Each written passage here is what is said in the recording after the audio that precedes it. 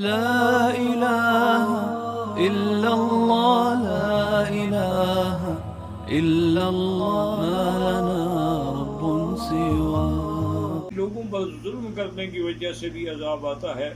اب آپ دیکھ لیں کہ ہم نے کشمیریوں کو 8 مہینے یا 9 مہینے سے لاک ڈاؤن کیا. اللہ نے پوری دنیا کو لاک ڈاؤن کر دیا ہے، تو اب آپ اس کا کیا حل کر سکتے ہیں؟ اور دوسری گزارش یہ ہے کہ میں اپنے تمام مسلمان بھائیوں سے اپیل کرتا ہوں کہ وہ گھبرائیں نہیں بلکہ اللہ کی طرف رجوع کریں، اور ہر مسلمان 2 رکعت نماز پڑھ کے، کیونکہ یہی میرے آقا کا عمل تھا کہ اذا حضبہ امر بادر الی الصلاۃ، جب آپ کو کوئی مشکل پیش آتی تو فوراً آپ نماز پڑھتے، اور اس کے ساتھ ایک تسبیح درود شریف درود ابراہیمی جو نماز میں پڑھا جاتا ہے، اور ایک تسبیح یا حی یا قیوم برحمتک استغیث، اور 3 تسبیح لا الہ الا انت سبحانک انی کنت من الظالمین. یہ اگر آپ پڑھتے رہیں گے تو انشاءاللہ ساری دنیا سے بھی یہ عذاب ٹل جائے گا اور آپ پر بھی کبھی یہ عذاب نازل نہیں ہوگا. اسی طرح ہر مسلمان 7 دفعہ سورۃ فاتحہ اور 7 دفعہ آیت الکرسی پڑھ کے اپنے بچوں کو اپنے گھر پہ سب پہ دم کرے تو پورا گھرانہ جو ہے وہ محفوظ رہے گا انشاءاللہ.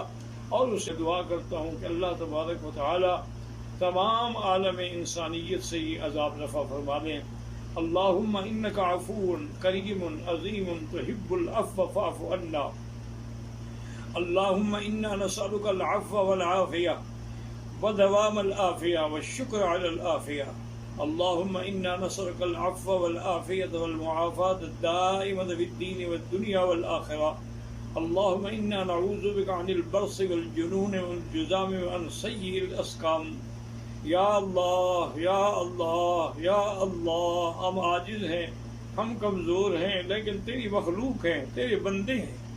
تو جانوروں پر بھی رحم کرتا ہے، خنزیروں پر بھی رحم کرتا ہے، کیڑے مکوڑوں پر بھی رحم کرتا ہے، ہم مخلوق پر بھی رحم فرما دے.